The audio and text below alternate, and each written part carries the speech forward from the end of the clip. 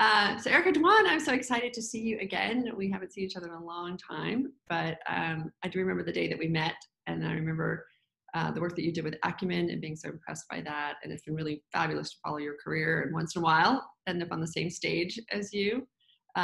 So thank you for joining us as part of this Femme Futurist adventure, which is really just designed to amplify the voices and the thinking and the platforms of so many people who are designing and advocating for a really extraordinary future. So you're right in that wheelhouse with all the work that you were doing, and I'm excited to get caught up on what you're up to now. So thank you. Thank you, Nancy. And let's just start out. You said you're at a beach house, so you decided to get away for a bit and do all your work and recordings from there. That's the joy of remote work, right? I live in New York City with my 2 children. I had my second child in New York City he was born on February 6th at Mount Sinai, 5 weeks before the shutdown started. Oh my God. So if I had delivered a few weeks later, it would have been a very different time.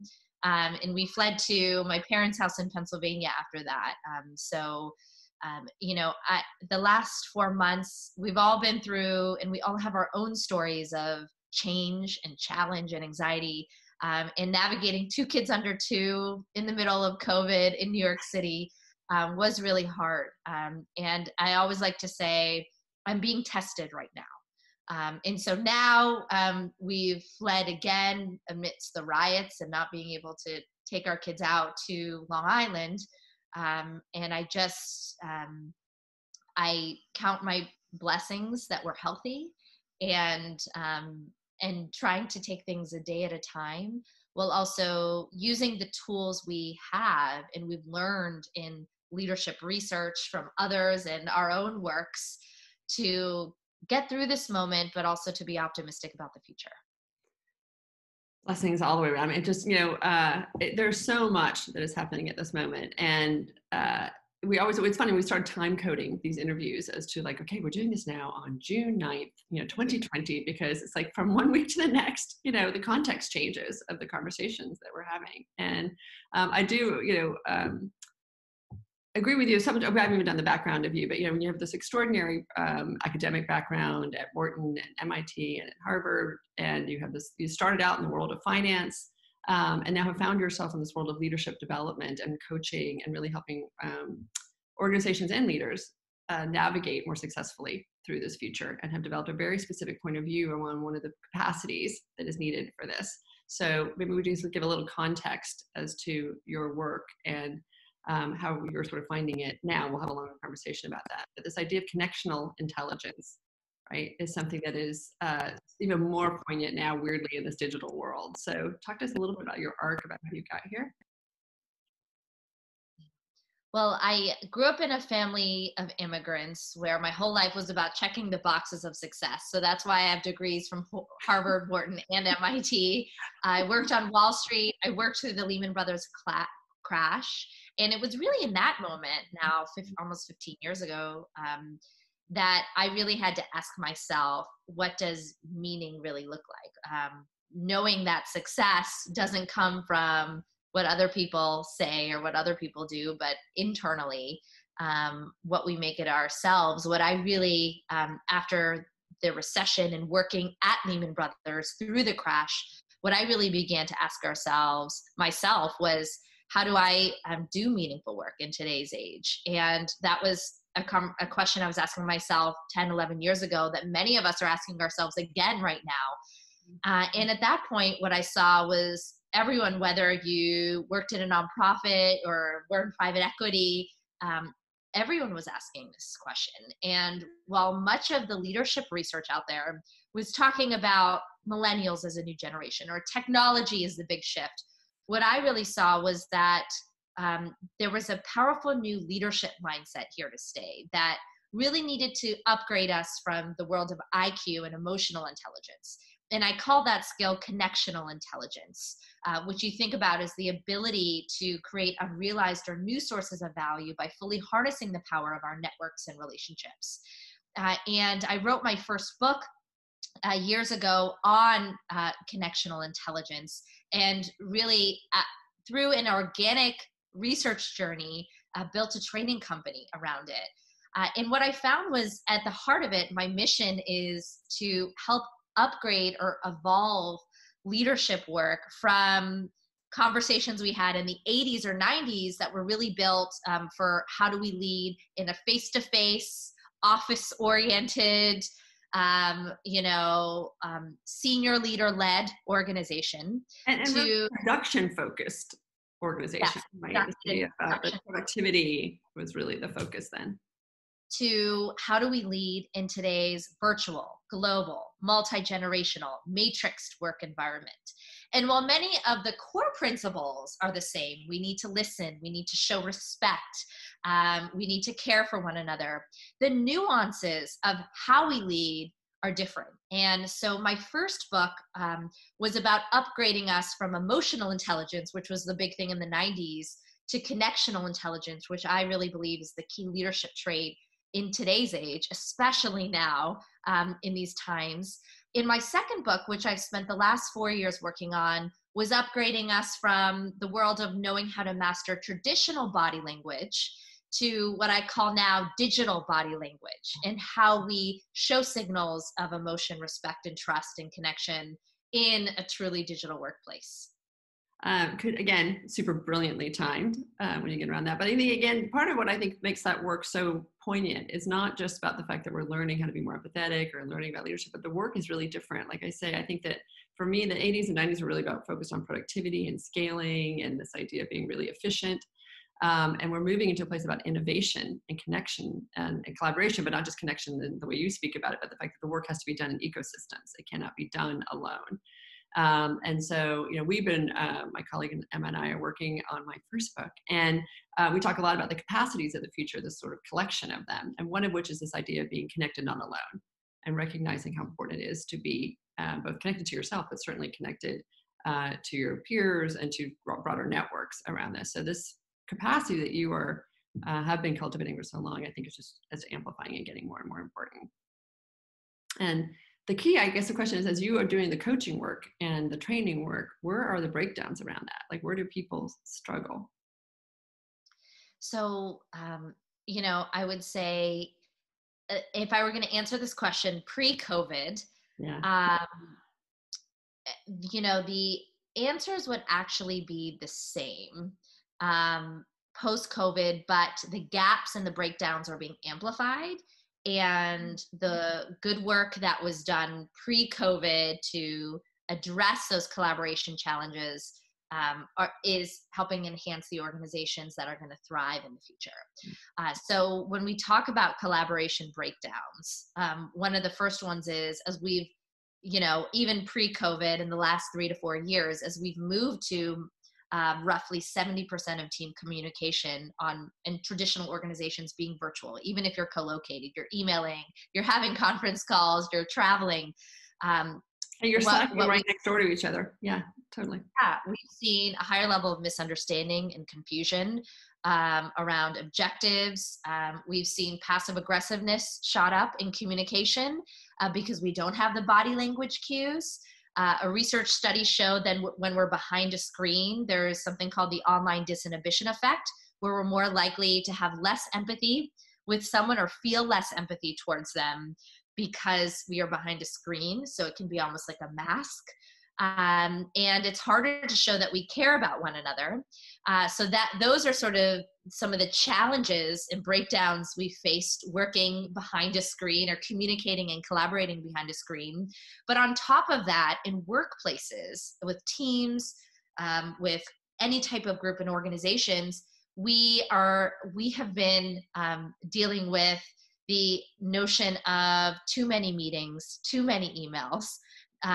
We've seen the issues of unrealistic deadlines where everything we feel needs to be faster and faster. And what would have been 3 thoughtful iterations on an idea 10 years ago now is 50 emails, 20 meetings, and on and on. We see a culture of chronic cancellations where people are not respecting other people's time and not ending meetings appropriately, not designing meetings thoughtfully.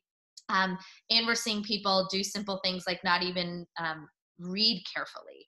today, and just sort of being in a rushing mentality or a And I saw multitasking. one of your tweets that said something about if the email is more than 5 lines long, that people don't read Yeah. it. Was that the stat you said recently? Yeah, and I truly believe that in today's age, we have to be brief, but we also have to be clear. And that's one of the key tenets I talk about around digital body language, is that we have to understand that brevity can create confusion, and be maniacally clear now. And in some ways, how we read emails is our new level of showing that we've listened to others. How we write clearly is the new level of showing that we understand others and show empathy to them, because we're respecting. So how we read them, meaning that we read them thoroughly, meaning not just skimming them over, or is there something Yes. else that we should be doing? Yeah, it's reading carefully. So we were taught that a lot of empathy is about charisma, engagement, presence, asking great questions.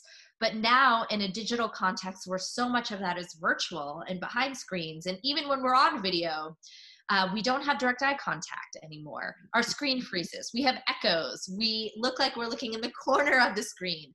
So a lot of those traditional body language cues, as much as we think they're there, we have some things, but we don't have everything.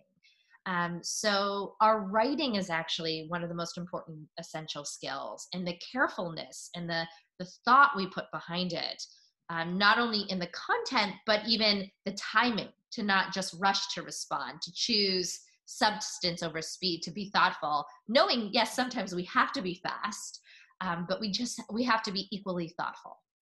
It's interesting because, even in the use of like emojis or hashtags, there was again a note that you talked about recently about, hashtag good job or hashtag, MVP, recognizing one another in these sort of more human ways that are not just in sort of long sentences, but that are just sort of more spontaneous, or they feel more emotive, or they feel more human, right? I'm assuming that that's a part of it. And it's been an interesting thing even on like LinkedIn, how personal can I be, can I not be, and how like revealing can I be and not be. So it's an interesting thing about, we're trying to learn like how to I think communicate, which sounds odd, but I think we are learning sort of the new rules of the road. Yeah, we used to think it was a soft skill and it was easy to do, but I would actually argue, 21st century communication in the world of digital body language is like a skill where we're all immigrants learning a new language right now. Are younger people, younger associates, more comfortable and do this better or worse than older? So it's a great question, Nancy, and I would say I don't think younger people are necessarily better. And I'll explain why, because I think it's not about age. It's about two different cohorts I'm seeing. One I'll call them digital natives and digital adapters. And so digital natives, I would say, see themselves and feel very fluent in digital connection in all of these different ways. But I've seen 50-year-olds that are digital natives that want to text and not get on a group meeting. So that's why I don't like to pigeonhole it as an age-based thing. It's more of a mindset. So see digital natives as the people that will jump to the digital tools, use them very fluently, very comfortably. Digital adapters are more of the individuals that would call themselves, I see this as learning a new language altogether, from English to French, and I need the dictionary because I need better rules around how to do this. So I've seen 30-year-olds who, were professional writers and grew up in a very formal culture, and adapting and are struggling, and 50-year-olds who are texting all the time and more digital native oriented in mindset. So I'd encourage us to think about it as a mindset, but understand that there's going to be there is cross learning with both. And I've seen digital natives be teaching digital adapters how to use Zoom and these tools right now, or how to get comfortable. But I've also seen digital adapters teaching digital natives things like, let's be conscious of our video background so that it's not distracting, because they're used to formality. Let's, make sure we have clear agendas. And while that may seem even annoying to a digital native, it actually, the lessons from both cohorts are actually really powerful to create better digital engagement. And certainly empathy for that, right? Even if you disagree with it, I'm understanding where someone's coming from on that. The only thing I will say, because your babies are still so young, I do think as you watch your teenagers grow, and it'll be really interesting as we look to the future what this Gen Z generation looks. And again, I usually don't think in generational lenses either around this stuff, but I do think with communication, it really is different. Years ago, my daughter now will be turning 17 tomorrow. But as Snapchat was emerging, I would get on stage and I would text her. I'm like, "Honey, how many snaps have you like sent back and forth?" And she's like, "Oh, Mom, like it's been around for a really long time, but like 967,000." I'm like, "Oh my God." You know what I mean? And all of those have a photo attached to them. And so there's a way in which I do think there's a fluidity, and whether it's, it's certainly not formal. What's interesting again is Snapchat's different than Instagram, which is different than TikTok, which is different than whatever else. But they are, just the amount of time devoted to that level of communication and multitasking. Like I'm watching a video with her on her phone and there's constantly a ping back, from friends that are in a group chat message with her. So there are, I think, native or non-native, whatever the next level is, like digitally embedded is what I will call a Gen Z. They are, it's just a different level of communication and a different way of doing it, which is why I just think that when you talk about body language and nuance, like literally, like this is just sounds a little personal, but like if you just write the word K, she thinks I'm angry. I have to write KK, right? That means I'm not angry. Just like teeny little things like that we, are sort of taking for granted or don't even think about, that they look at very much as a nuance because we're used to like sorting things out with their friends in a way that is so nuanced via digital communication. So I think that's so right, Nancy. And, in many ways, I'm like a geriatric millennial. So, that's probably why I think those in the working world don't have that nuance, but I think you're right that Gen Z particularly has a fluency in digital body language that's different and, a whole new language. What the expectations will be when they get into more formal work, right? Or what more, or the opposite, right? We also go back and say, will work actually really ever be formal? It's this interesting thing just on the meetings thing for 1 second. Again, if we're moving into a culture where we're focused so much more on innovation and creativity and, collaborative delivery of something, this idea that everything happens in 59 minutes or 29 minutes is a really fascinating thing, right? There's that great piece that went around in Silicon Valley years ago about makers versus managers, right? Managers are really good at scheduling meetings back to back to back to back to back, and makers think in terms of like morning, afternoon, evening, late night. Like it fits in big buckets because we have to have time to explore ideas and thoughts. And so I think this whole idea about how we communicate and the sort of routines or the rituals or the structures around that have to be shifting and changing as we're moving into this other kind of work, doesn't it? Absolutely. And we have to ask ourselves, should this be 30 minutes or should it be a 15-minute meeting? Right. Should this be 60 minutes? Why are we using our calendar to structure appointment structure to design time and create cultures of time versus our mindsets as humans?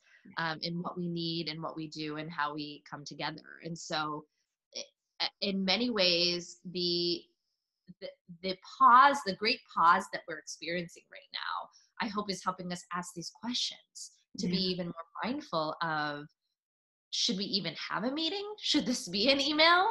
Right.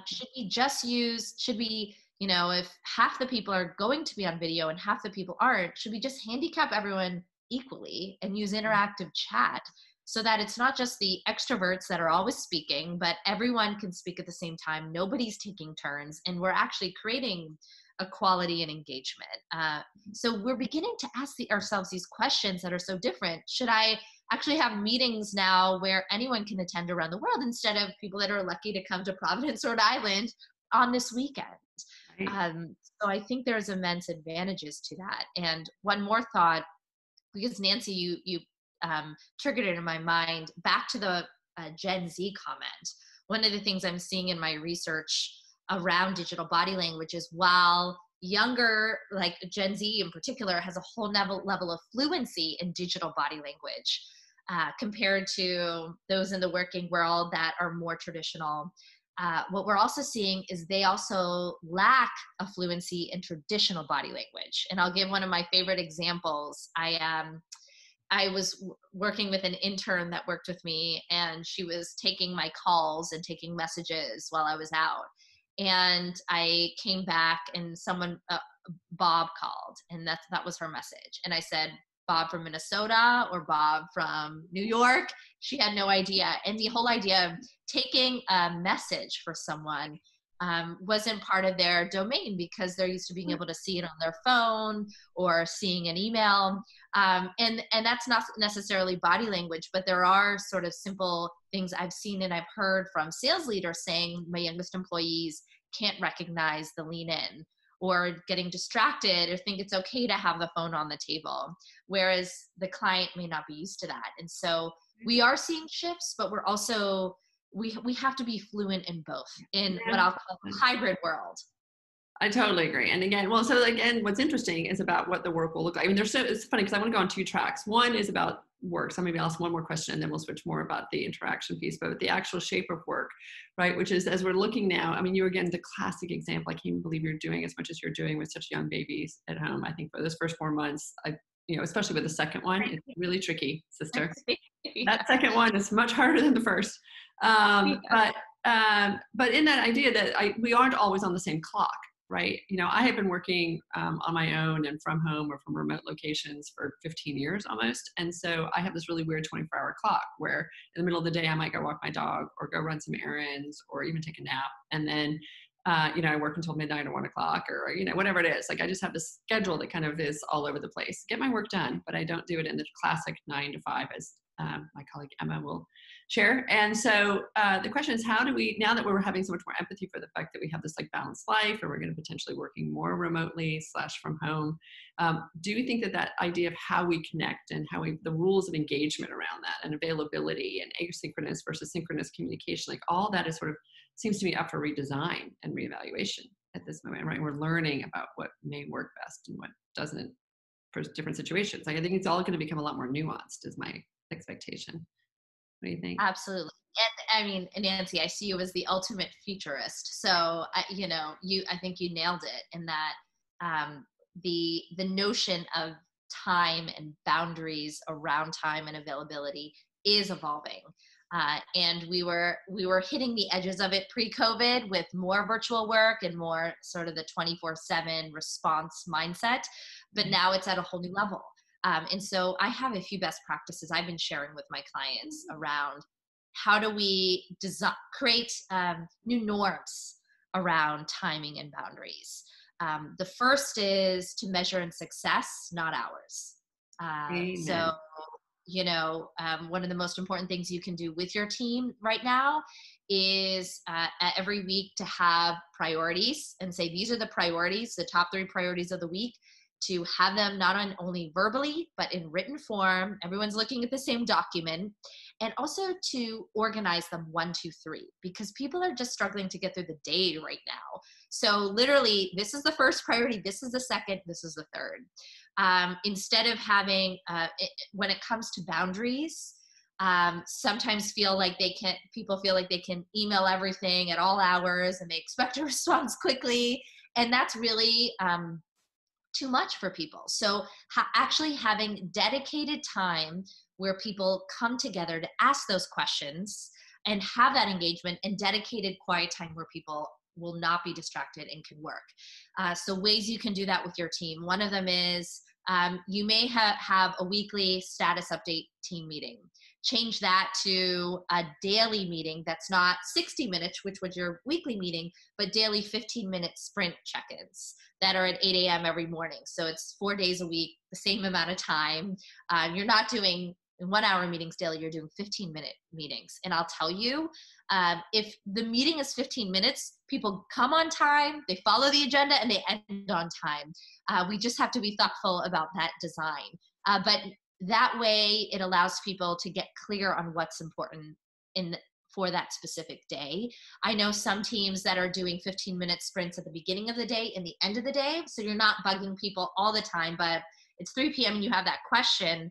Instead of sending an unneeded email or lots of IM chats, waiting and having that quick conversation at the 5 p.m. slot.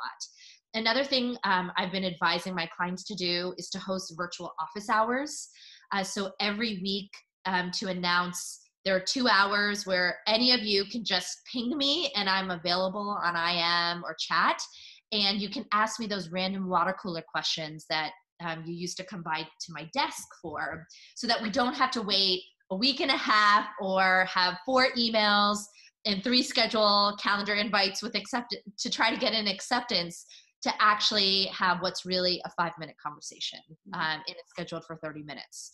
So, those are just some examples. Yeah. But I think what you said so eloquently, Nancy, is we have to create new norms around boundaries and timing. And now is the time.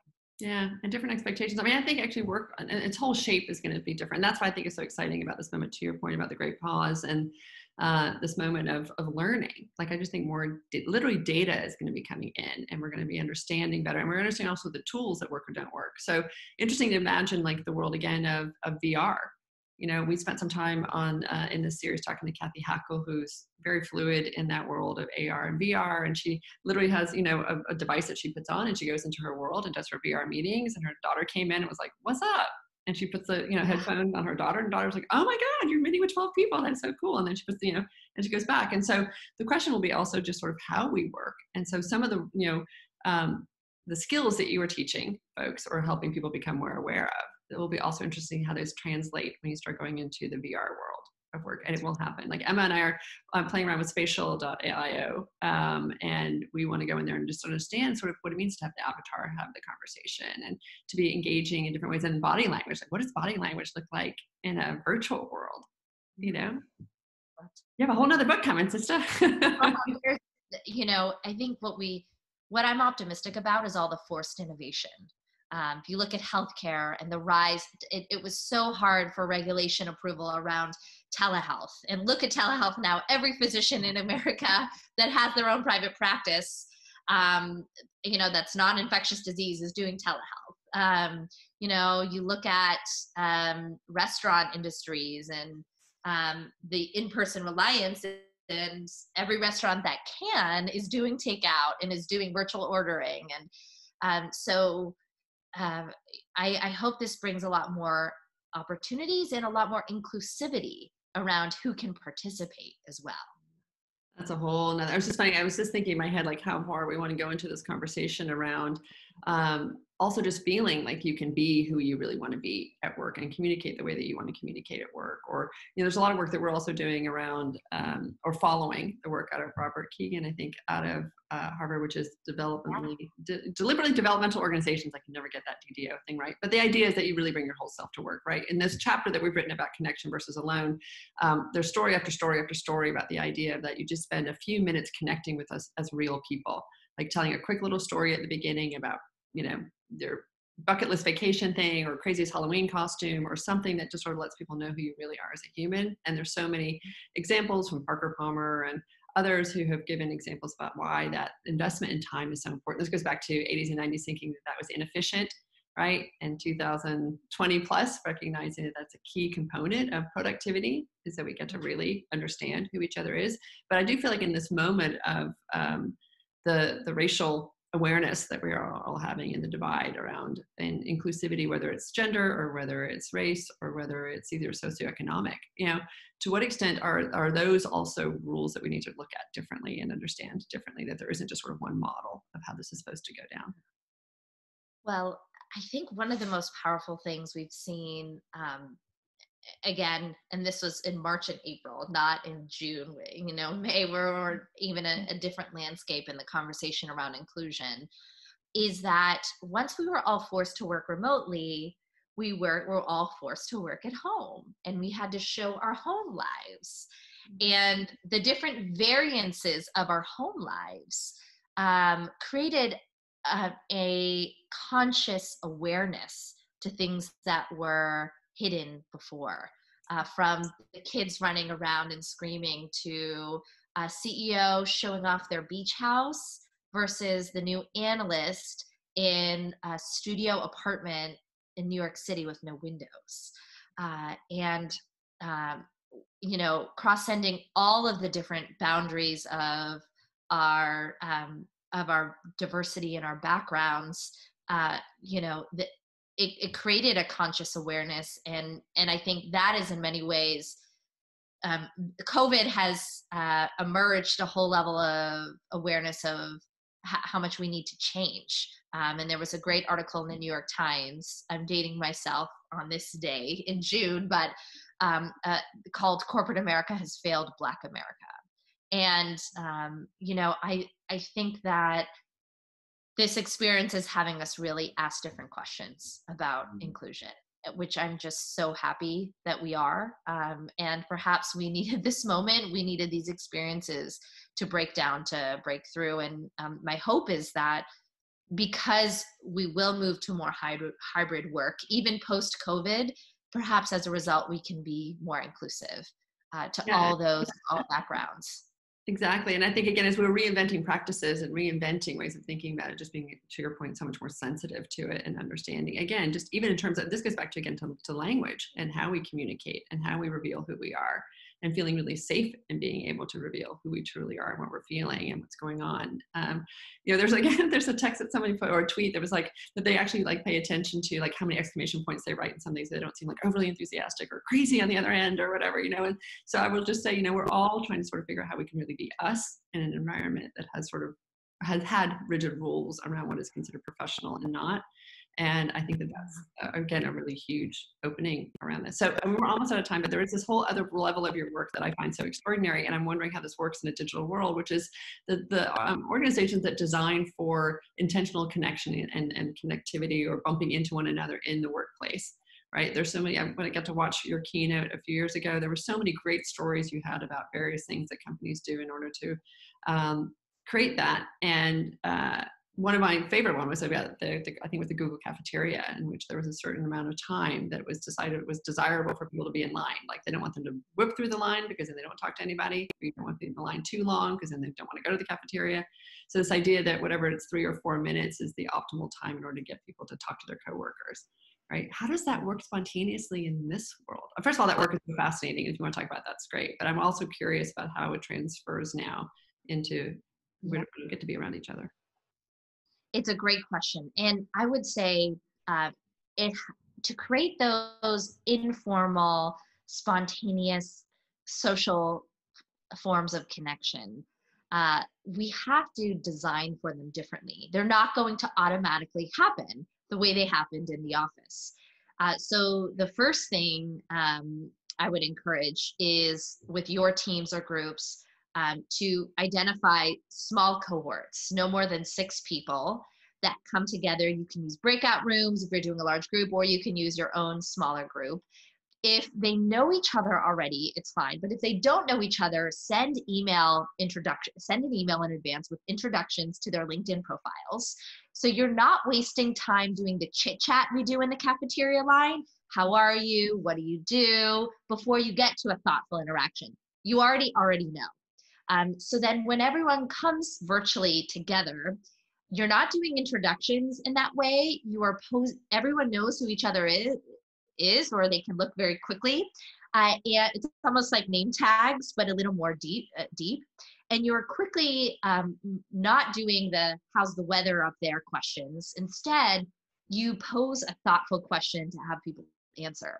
So they quickly go to deeper engagement. Some of the questions I like to use are things like, what's something unexpected you're learning about yourself right now? Or, what's one thing you're looking forward to in the next year? And in many ways, what we can do now is we can cut the informal chit chat that we don't need. How's the weather? What's your name? And we quickly, we give that context prior, and then we quickly move to a deeper, thoughtful question. So that's something I would a little trust. Yeah, I'm just curious. I'm just curious as you do that. The idea that, would you reveal something like that? Because those are actually those are great questions, but they're quite probing questions. With someone that you only had a LinkedIn understanding of, do you need some of that sort of social, whatever, lubrication? That sounds a weird word, but the idea of like having a little bit of whether do you have a dog or not a dog chat before I reveal to you what I'm most passionate about on the planet, or are people able to jump in really quickly? It's a great question. I think it depends on the psychological trust with the group. And so imagine a spectrum. So if this is a group that has met each other before in person, and has, is part of the same association, for example. So there's some common bond. I would encourage to send the thoughtful email in advance, giving the intros. You could do sort of an icebreaker start. That's also a great way to get people sort of into it. But you don't have to waste time necessarily with the how's the weather or the questions that don't bring as much depth to the conversation. So I would still encourage, I think your point is very important, and the importance of icebreakers. If you don't know them at all very well, I think it is good to have some type of icebreaker, but not necessarily just an open floor. I think it's the job, in many ways, this goes back to the meeting host, to be really purposeful in the design. Sometimes that means people don't speak by voice. Asking everyone to go to the chat and share is really a fun way to do it. So you're not taking turns and spending 15 minutes doing introductions, but everyone's doing a quick introduction there. And then as a host, you're calling on people to share based on their ideas or a comment that they had. So the different contexts that we can share is also really powerful now, whereas an introvert may not speak up quickly, may, be a little shyer, by video meeting, may be the first to chime in on chat in this new context. God, there's so much as you start to think this. And then there's one more level to your work, which I also find really fascinating, which is this idea of being able to sense and respond inside an organization when you've built that capacity, right? You talk a lot about, and I agree, that the companies that already had been building this capacity inside their organizations were so much better prepared for this moment. Even directories that help understand who does what, so you could know how to shift resources or how to connect with people, or just understanding who was, sort of had what backgrounds, I think are really helpful. And AI is helping a lot with that and figuring out how to help organizations understand how to put teams together. But I think even the piece that you, again, have various stories that you give us as really tangible examples about being able to recognize that on the front line as a cashier at a hardware store, or in a law firm, or these other places where you're able to sense that something is happening and have an ability side of that organization to bring that response up. So it's a big thought to have at the very end of this conversation. But if there's any, because I do think that is the future. I really think, there's a moment about COVID and dealing with where we are right now and how that's going to change some of the workflows. But I think in terms of also having the ability to connectionally understand outside our organization and bring it in, I think is a really key part of your work. Yeah, absolutely. The story I often share that Nancy, you know about, is at Lowe's, they created an internal cashier to cashier network where years ago, any cashier could chat like an internal Facebook with other cashiers at other stores. And there was one cashier at one store that noticed a product that was being returned a lot. It was a pet treat for dogs. And there was buzz around it from other cashiers at other stores, and the inventory optimization team ended up taking off the product earlier because of this buzz from cashiers.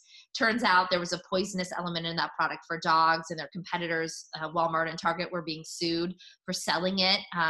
And so, the power of our true digital connection is to design ways for people to connect in cohorts in real time, so that we're not just setting up meetings to have conversations. We can quickly share signals with different business units, our customers, our audiences, any stakeholders, to get big things done. And that's the hope of this time too, that we can do the same thing to get through COVID, but also as we move into the future of work. That's, I think, the really, really huge opportunity, right? Is that some of the formality around some of this stuff shifts into this other space where, again, it's not constant. Like I have on Slack for 3 different teams, and I swear I can't keep up with all of it. But the idea that I would recognize that it's important because there's things that I'm missing because I'm not doing that. And, or to your point, that there's at least a group of people that are paying attention to this versus a group of people maybe who are paying attention to that. We spread the work out a bit. But I just think that story of Lowe's is so powerful. They had the framework there to make it possible for that conversation to be visible. Right. And then to be able to respond. We talk about it's both, right? One is being able to sense it, and the other is not to dismiss it, but to actually go check it out and understand what was going on with that product and recognize that there was something happening. So those 2 capacities are so critical to being able to navigate a constantly changing, fully dynamic, who knows what's happening next, like literally day to day these days. And last thing I'll say is I got this email this morning completely out of the blue from, some newsletter, Media Ventures. I have no idea even know how I'm on their mailing list. It was a really short, I would say maybe it's a 110 word email that just asked how I was doing mentally, like just recognizing like how much is shifting and changing all around us, and just sort of saying, hey, we're just checking in to see how you're doing. It would be okay if you're not, because of all the stuff that's happening simultaneously. And be sure to check in on other people who may have had some of these things happen. It was just so tender. It was completely out of context for that brand. It's not that I have that relationship with that brand, but I felt really, really well held. And it actually made me a little teary as I read it, thinking, God, I'm not the only one who's going through some of this crazy stuff. Like, I think that I've got it so much more together because I'm not in danger right now, but it's still, it hits you. And so just that idea of the warmth and the empathy that is possible right now through these channels to be fully human and to connect, I think is extraordinary. And so I don't know if there's anything you want to add to that in terms of where we are at this moment and how we hold each other through to the next. Yeah, it's that is just so important, Nancy. One of the things I did, and you can check it out on YouTube if you search Erica Dhawan meditation, is, I'm not a meditation expert, I practice it myself, but when COVID started, I sent out a meditation to all of those on my newsletter, because I said, you don't need to know that, you'll know later that I can virtually keynote for you. You'll know, you can know that I'm here to talk to you about the future of work and leadership principles. But right now, we need to take a breath. And this is really hard. And so I'd encourage any of you out there, go check it out. If you search for my name in meditation, you'll find it. We'll try and put in the link to your interview here. Yeah. And I think that in many ways, giving ourselves a pause to be patient and to be conscious and careful in these times versus hasty and anxious. And frankly, what that creates is depression in these times, is the most important thing we can do. And that comes by, as you say so eloquently, being connected, not alone. And I talk about using our connectional intelligence for all of those, counting on our creativity and our wisdom in our heart. And one thing I'll also share with you, Nancy, to share with those listening, is I have a digital body language toolkit that has some best practices around how we create that sense of vulnerability and authenticity when it's really hard to do on a screen, when we're spending more time looking at our face on the video screen than the other people's faces. So I'd encourage you to check that out as well, and the meditation, because what we do know is this isn't going away. It's here to stay, and it's how we evolve together. Yeah, and these practices hopefully really do stick with us for a long time. Thank you so much. These hours fly. Like, I always think we're going to do this in 20 or 30 minutes, and it's impossible. Thank you for holding this space, Nancy, for thinkers like you, and to have these conversations. Yeah, they are. They're very enriching, and I think they're keeping me, honestly, sort of. I don't know what the word is, but they're feeding me in a pretty extraordinary way during this time too. So thank you so much for taking the time, Erica. I know you've got a lot going on, and I want to see pictures of your beautiful children, and take good care of you. I also worry about you. So take good care of you as you take good care of all of us, and we'll stay in touch. Thank you. Mwah. Bye.